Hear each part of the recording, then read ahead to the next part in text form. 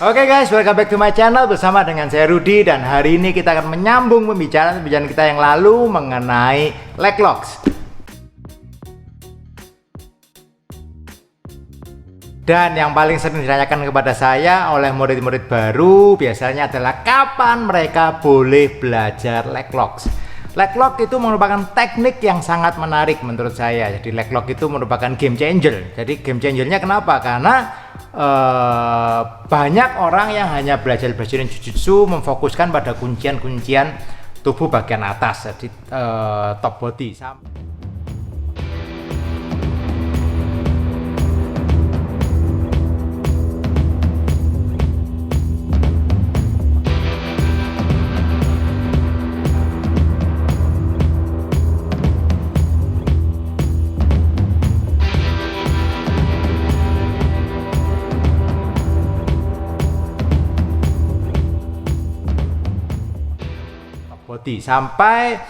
Sampai yang namanya John Danaher mengatakan why we neglect 50% of human body. Jadi kenapa kita kok melupakan bahwa ada 50% human body yang lain yang bisa diserang? Kenapa kita hanya fokus menyerang pada tangan, menyerang pada wrist, menyerang pada leher, dan top body kita yang diserang? Kenapa kita tidak menyerang kaki dan sebagainya?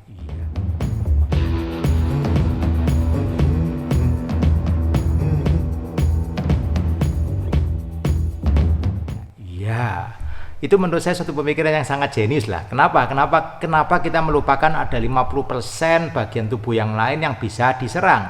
Dan itu sudah dibuktikan oleh John Danaher. Pada waktu itu dia punya tim sampai disebut DDS, Danaher Death Squad. Jadi tim mereka ini menghabisi banyak sekali pemain-pemain dunia yang lebih senior dari mereka sebetulnya. Dan rata-rata pada waktu di awal penampilan mereka mengalahkan dengan teknik kuncian kaki, dengan leg lock, dengan heel hook, dengan straight foot lock, dengan toe hold, dengan knee bar, dan yang lain-lainnya.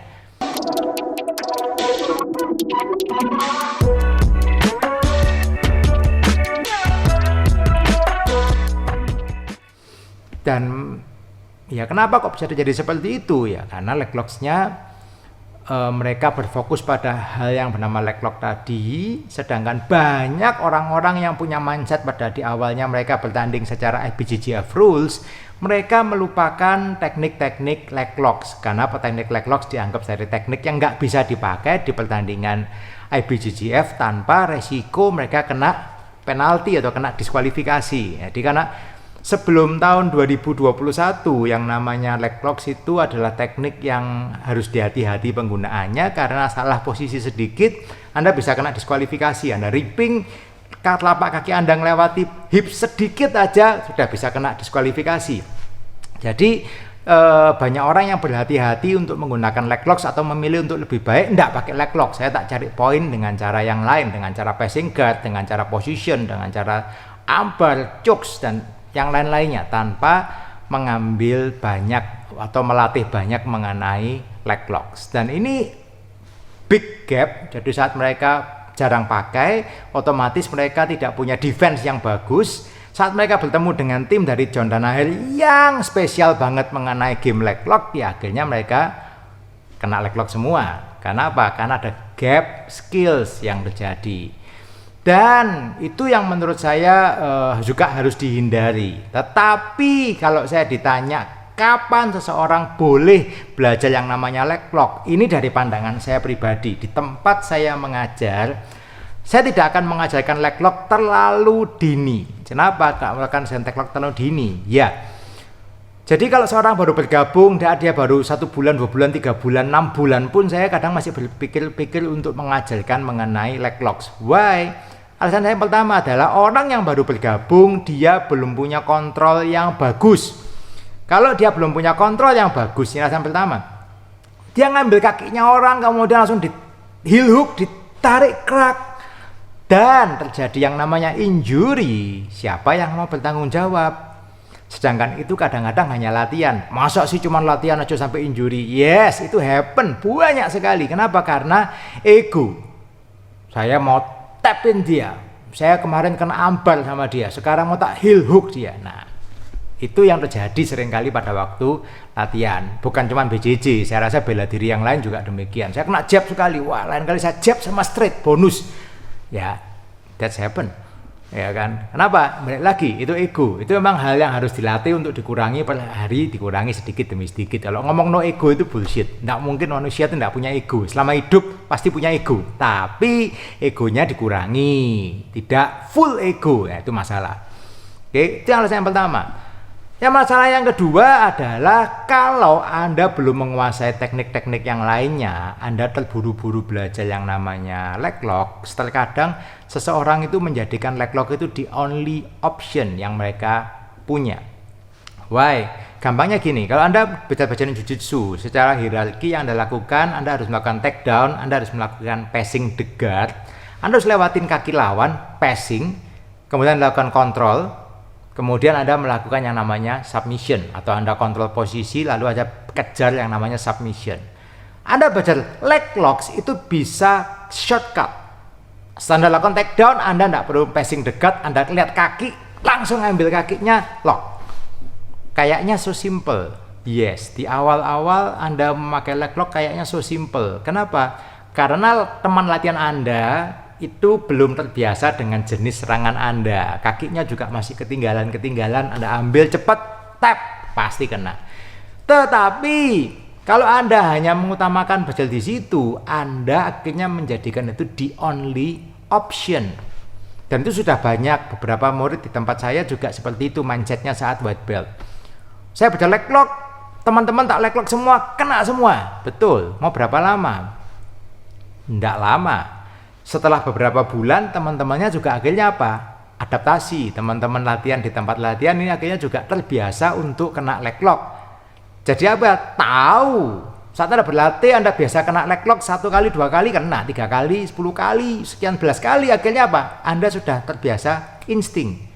Saya mau di leg lock. Kakinya apa akhirnya? Kakinya defend, kakinya disembunyiin, diputar, masuk. Tidak gampang untuk kena leg lock. Sedangkan begini, saat leg lock itu gagal, Anda di posisi yang jelek seringkali dan Anda open, terbuka untuk bisa kena kuncian atau kena serangan dari lawan, kena counter attack. Itu yang terjadi seringkali. Nah, pada saat itu seseorang ini biasanya akan mengalami bahwa leg lock ini angel dipakai, susah untuk dipakai. Kemudian dia kena passing, saya kena pass, susah untuk escape. Saya kena posisi ini, kena habis itu saya fail, saya kena set control, saya tidak bisa keluar dan sebagainya, menimbulkan masalah. Jadi saya pribadi saya utamakan belajar basic, Anda belajar fundamental teknik dulu, baru setelah itu Anda bisa passing, Anda bisa mount, Anda bisa set control, take the back, Anda bisa kuncian ambal, Americana, Kimura, RNC, dan basic-basic yang lain, omoplata dan yang lain-lain, kuasai itu dengan baik, reversal dengan baik, sweep bisa lakukan dengan baik, baru Anda mulai belajar yang namanya leg locks. Saat itu buat saya nih, dari pandangan saya, saat itu leg lock itu akan memperkaya game Anda. Kenapa? Leg lock bukan menjadi satu-satunya game Anda, tetapi leg lock adalah salah satu opsi dari game Anda.